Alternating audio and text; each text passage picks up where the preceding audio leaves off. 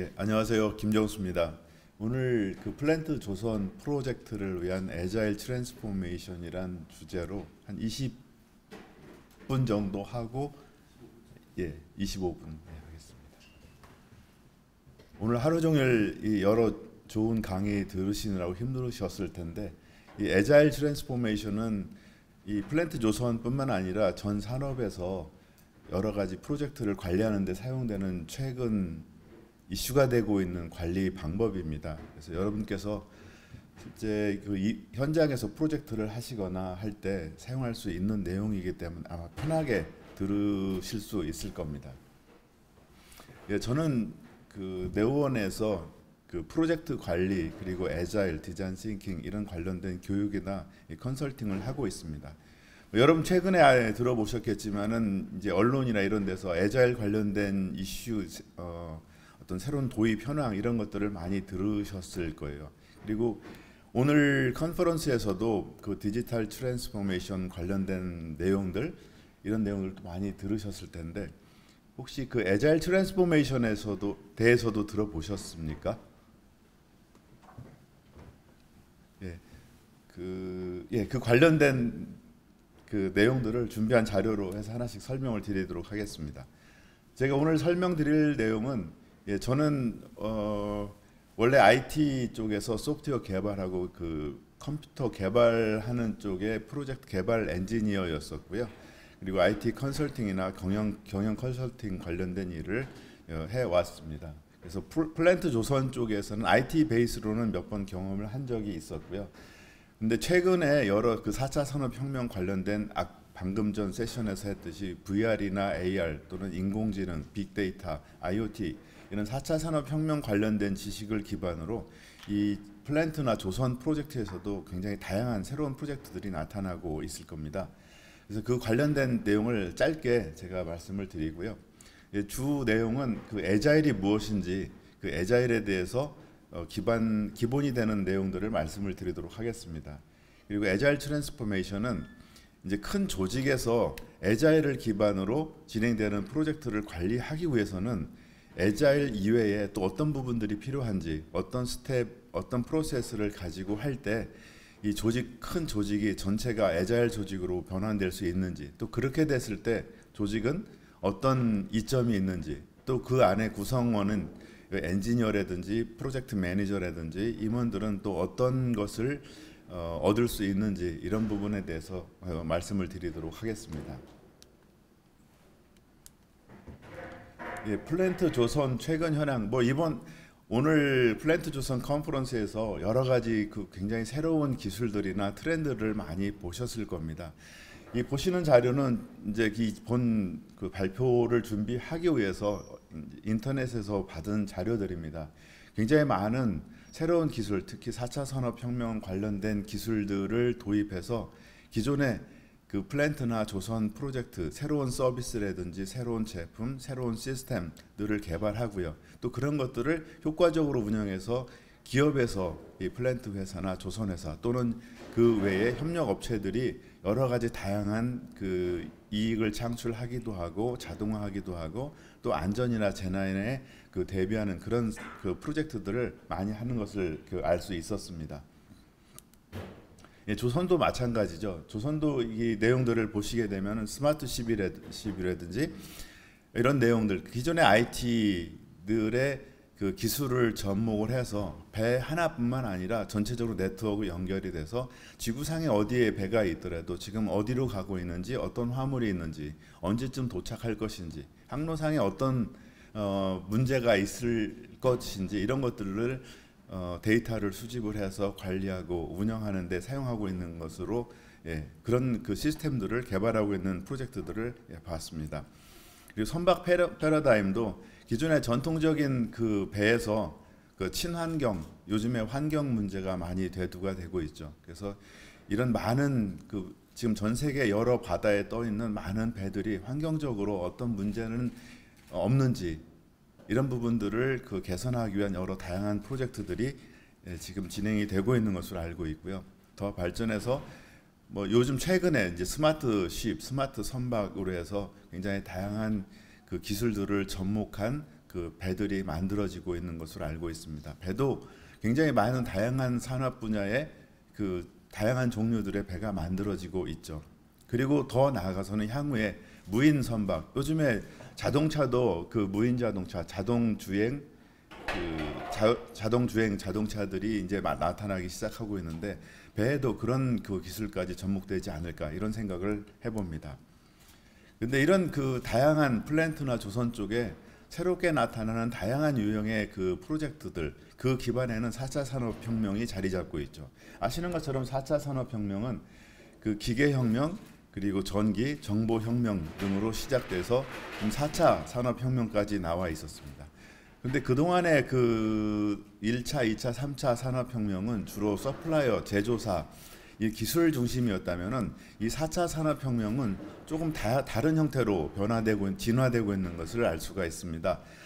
아까 말씀드렸지만 4차 산업혁명은 AI라든지 빅데이터, IoT, 뭐 클라우드 컴퓨팅 이런 다양한 기술들 그 밑에 세부적으로 VR, AR 이런 내용들이 또 접목이 되고 있죠. 근데 이런 새로운 기술들은 그동안은 우리가 상상할 수 없었던 굉장히 다양한 그 일들을 구현해주게 됩니다. 이것은 사람, 조직, 그 고객들의 굉장히 새로운 그 요구, 리퀘어먼트들을 이렇게 발생시키고 있습니다.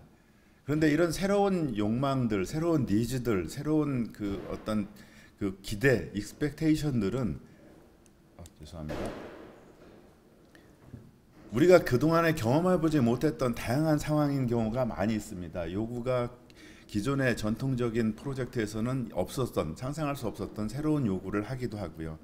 또 새로운 기술들이 들어오고 접목이 되다 보니까 불확실성들은 더 점점 커지고 있습니다.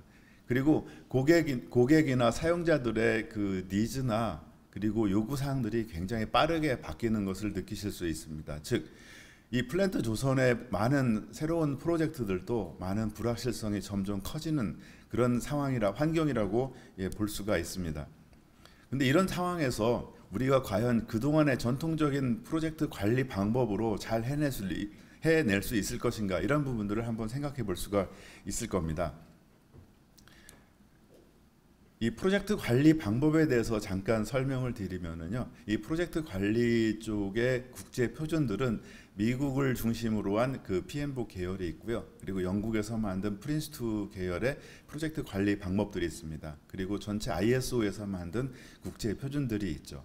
근데 각각에 대해서 짧게 설명을 드리면 영국 쪽에서의 그 조직에서의 프로젝트 위치들을 보게 되면 보통 기업은 일상적인 비즈니스 애즈 유주얼을 통해서 현재 상태를 유지하고 이익을 창출합니다. 하지만 그것이 영원히 계속되진 않죠. 왜 그러냐면은 지금 4차 산업혁명의 새로운 기술들이 기업에 도입되면서 시장에 또는 고객들이 알게 되면서 새로운 요구들을 하게 됩니다.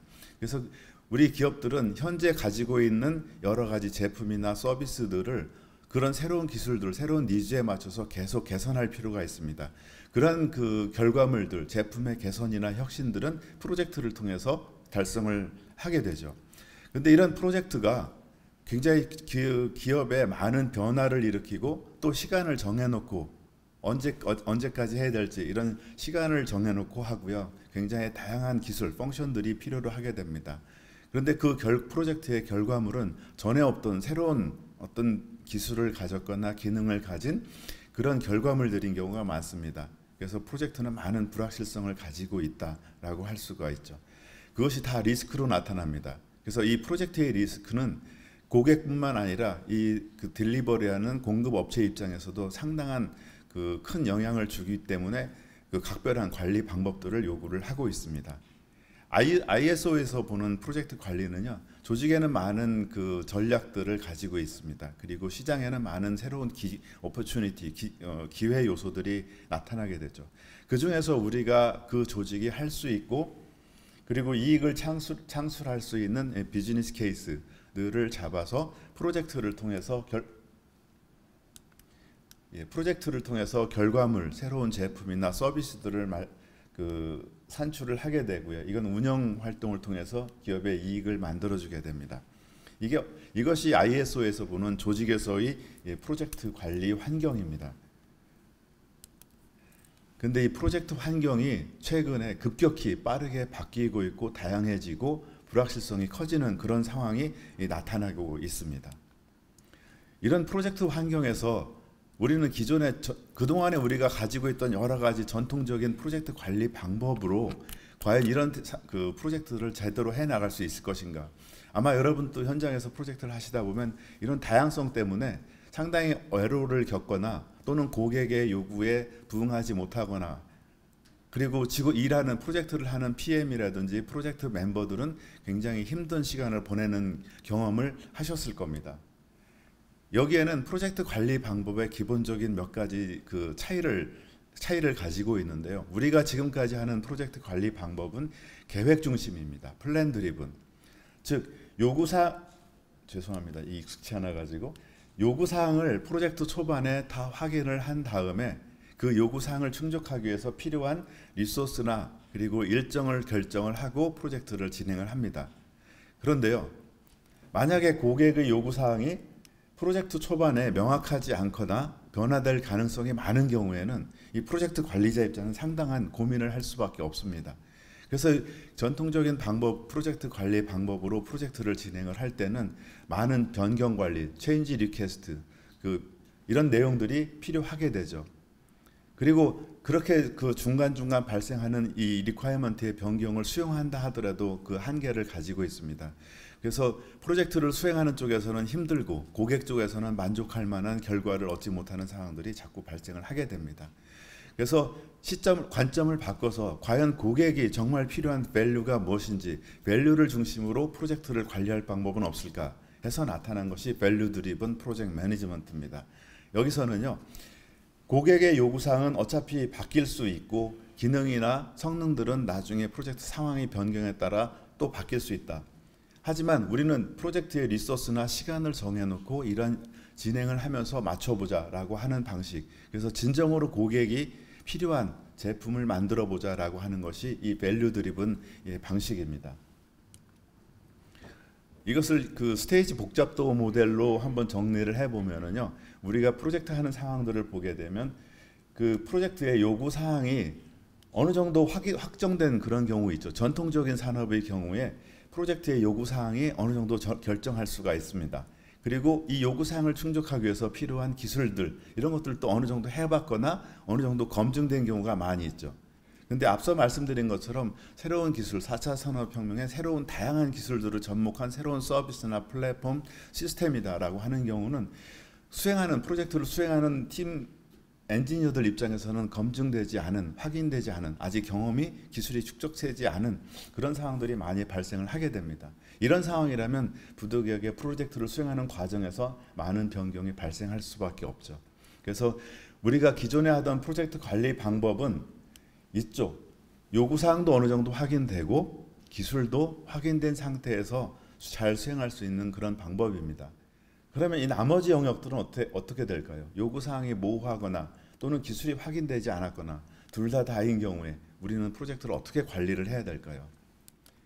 한번 생각을 바꿔볼 수가 있습니다. 기존의 전통적인 방법은 이 큰 결과물, 복잡하고 기술적으로 난해하고 많은 기능이 들어있는 이 많은 그 기능을 가진 제품을 오랜 기간 동안 열심히 개발을 해서 고객한테 딜리버리를 합니다.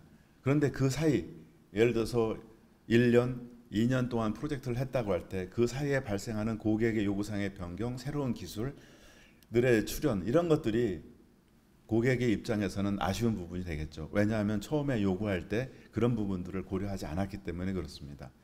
그런데 우리가 이렇게 생각해 볼 수가 있어요. 그럼 이 큰 결과물을 오랜 기간 동안 작업해서 전달하기보다는 작은 조각으로 나누어서 그때그때 딜리버리를 하고 고객이나 사용자로부터 적절한 피드백을 받아서 그 다음에 반영을 해서, 그러니까 이 큰 프로젝트를 작은 여러 개의 프로젝트로 나눠서 하는 거죠.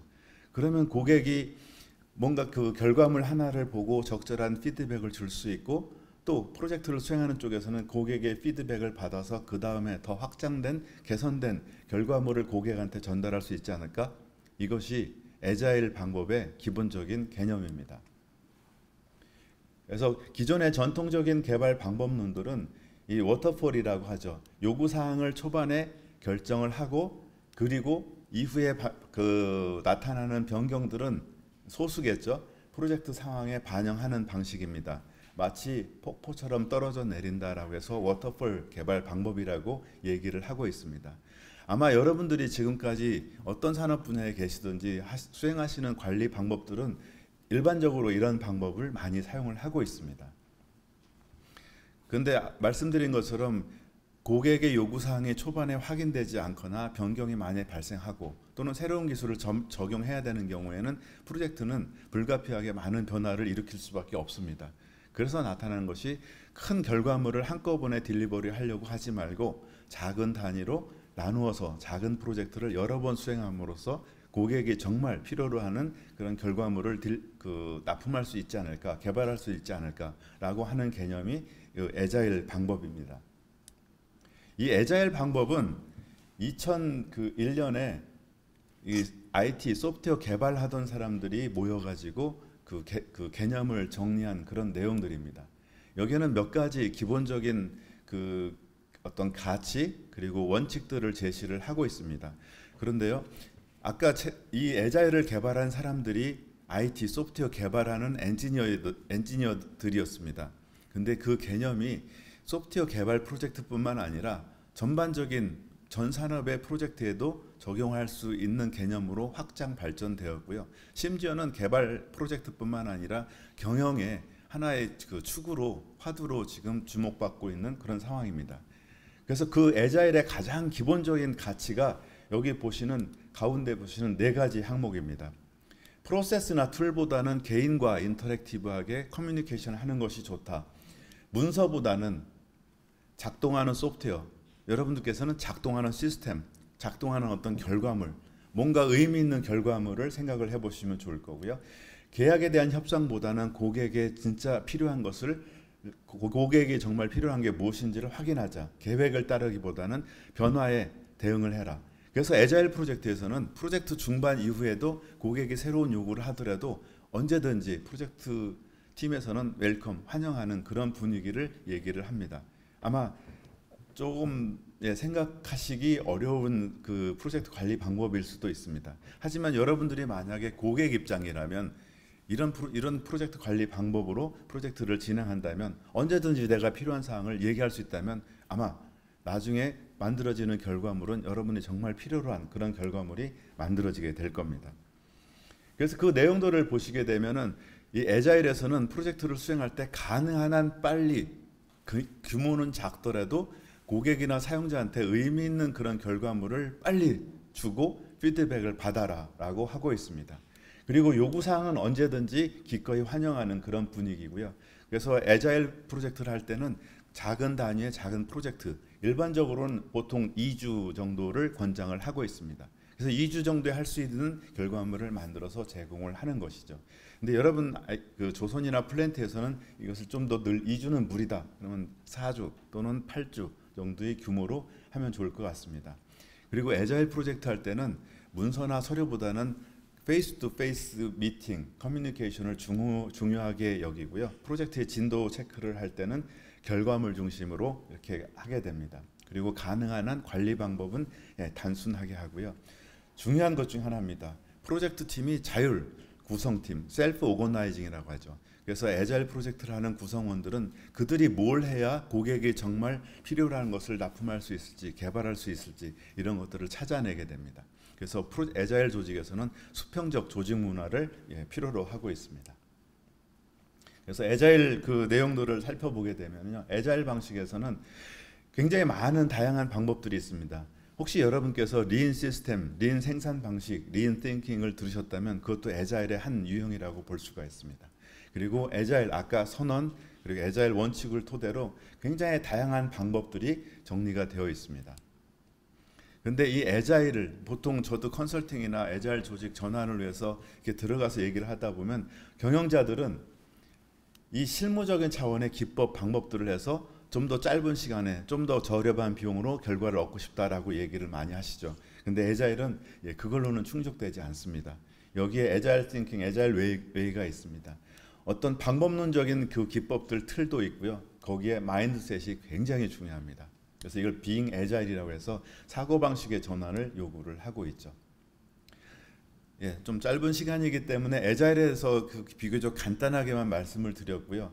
이 에자일 방식 하나하나로 프로젝트를 할 때는 이 프로젝트 규모가 보통 에자일 팀 하나는 4명에서 10명 정도를 얘기를 합니다. 근데 기업에서 특히 여러분처럼 플랜트나 조선에서 프로젝트 할 때는 프로젝트 규모가 굉장히 크죠. 몇십 명, 몇백 명 또는 그 이상의 프로젝트 멤버들이 그 한 결과물을 만들기 위해서 프로젝트를 하게 됩니다. 과연 이런 상황에서는 에자일을 어떻게 적용할 수 있을 것인가? 거기에 대한 부분입니다. 보통 조직에서는요, 조직의 전략이 있고 포트폴리오 매니지먼트, 어떻게 이 조직 어떤 일들을 해야 큰 덩어리에 그 어떤 사업 항목들이 들어가 있습니다. 이것을 포트폴리오라고 하고요. 그 밑에 이 포트폴리오를 달성하기 위한 프로그램 매니지먼트 그리고 프로젝트 매니지먼트까지가 있습니다. 아까 말씀드린 에자일 방법은 이 맨 밑에 프로젝트를 어떻게 잘 수행할 것인가에 대한 부분입니다. 그리고 사업 프로젝트 규모가 커지고 기간이라든지 인원 또 결과물의 복잡도가 커지는 경우에는 이 위의 관리 단위를 필요로 하게 되죠. 기존의 조직에서는 보통 이런 전통적 계층 구조 조직을 가지고 있습니다. 굉장히 효율적이고 잘 짜여져 있다라고 볼 수 있죠. 그리고 많이 확인이 됐습니다. 하지만 새로운 기술이나 새로운 환경의 프로젝트를 적용하기 위해서는 좀 변화무쌍한 그리고 빠르게 변하는 상황을 수용할 수 있는 그런 관리 방식이 필요하게 됩니다. 그리고 고객 중심으로 생각할 수 있어야 됩니다. 그래서 이 두 가지 그 방법들을 다 적용하기 위한 새로운 중간에 이런 그 프레임워크를 도입하기 시작했습니다. 여기 보시는 이 가운데 이 흐린 그림이 그 세이프라고 하는 스케일드 에자일, 그러니까 대규모 조직을 위한 에자일 적용 방법에 대한 것입니다. 그래서 이 조직에서는 기존의 전통 그 조직 운영 구조에서 가지고 있는 안정성, 효율성과 그리고 새로운 에자일 조직에서 가지고 있는 변화에 대한 빠른 대응 이런 것들을 수용할 수 있도록 하고 있습니다. 이것이 전체적인 그 세이프 스케일드 에자일 프레임워크의 모습이고요. 이 내용은 그 미국 회사에서 에자일 그 전문가들이 정리해서 만든 그 프레임워크이고요.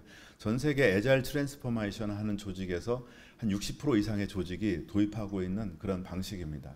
맨 밑에 하나하나의 작은 단위의 에자일 팀부터 시작해서 조직 전략에 이르기까지 일관성이 있는 그 얼라이먼트, 조직의 스트레치 전략에 따라서 밑에 하나하나 수행하는 그 프로젝트들, 프로그램들, 포트폴리오들이 전부 다 같은 방향으로 진행될 수 있도록 하는 그 관리, 거버넌스 체계를 지원하는 그런 프레임워크입니다. 그래서 이것이 실제로 그 린 엔터프라이즈라고 합니다. 낭비를 제거하고 작은 단위로 반복적으로 수행할 수 있는 에자일 사상을 지원하는 그런 프레임워크이죠. 여기에는 린에 대한 그 체계 그리고 에자일, 데브옵스라는 개발과 운영을 같이 한다 하는 이런 개념들이 같이 포함이 되어 있습니다. 그래서 이런 그 스케일드 에자일 전체적인 그 대규모 조직에서의 에자일 도입을 하기 위한 이 프레임워크를 도입하는 그런 회사고요. 조직들이고요. 공공기관이라든지 민간 기업, 특히 아까 말씀드렸지만 IT뿐만 아니라 다양한 산업군에서도 에자일을 도입하고 있습니다. 저한테도 많이 문의가 들어오는 그 분야가 물론 IT도 있습니다만은 전통 제조업체들 그리고 그 제약이라든지 금융권에서도 많은 그 의뢰를 받고 있습니다. 그래서 이 에자일을 실제로 도입하기 위해서는 하나하나의 작은 단위의 팀들의 역량도 중요하고요. 전사적인 마인드셋, 특히 경영진, 중간 관리자들의 여러 가지 마인드셋도 굉장히 중요합니다. 시켜서 일을 하는 것이 아니라 뭐가 필요하지? 이 고객은 뭘 전달을 하면 좋을까? 이런 것들을 찾아서 고객한테 작은 단위로 테스트해보고 그들의 피드백을 받아서 진행하는 그런 그 프로젝트 관리 방법입니다. 근데 이런 관리 방법을 도입하기 위해서는요, 한 번에 거기까지 갈 수가 없습니다. 작은 단위로 시작을 해서 경험을 해보고 실패도 해보고 하면서 점점 키워나가는 그런 방식으로 진행을 하고 있죠. 그럼 이런 에자일 방식을 도입하면 뭐가 좋지? 이건 시장에서 조사된 내용들입니다. 에자일을 도입을 하게 되면 사람들은 시켜서 하는 일보다는 스스로 찾아서 하고 자율 구조가 됩니다. 스스로 더 행복해지고 더 뭔가 그 자부심을 갖게 되죠.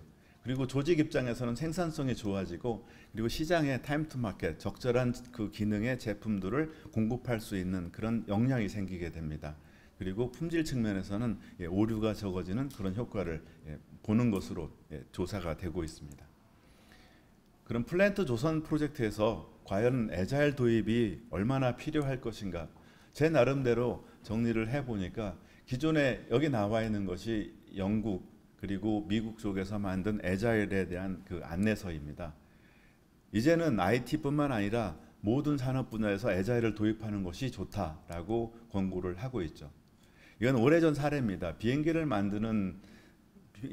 누가 만들었는지 잘 아시죠? 라이트 형제가 만들었습니다. 근데 그 전에 그 같은 시기에 이 랭리라는 과학자가 어마어마한 자금과 조직의 지원을 받아서 비행기를 만드는 프로젝트를 진행을 했었죠.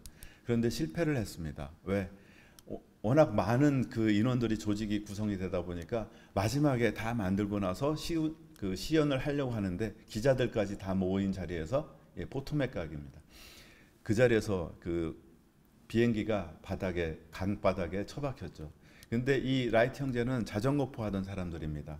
굉장히 가볍게 프로젝트를 진행했죠. 한번 만들고 해보고 안 되네. 뭐가 잘못됐지? 또 수정해서 또 해보고 하는 식으로 해서 훨씬 더 짧은 시간에 굉장히 적은 비용으로 결국 비행기를 띄웠다라고 하는 거죠. 여기에는 뭐가 들어있을까요?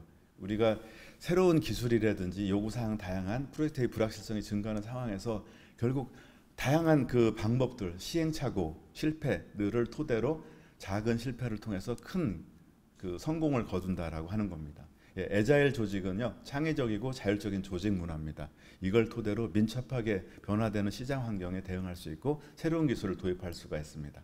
결국 우리는 한 번에 뭔가를 성공하려고 하기보다는 빠르게 행동하고 해보고 그리고 실패하고 그 작은 실패를 통해서 많은 것을 배우게 됩니다.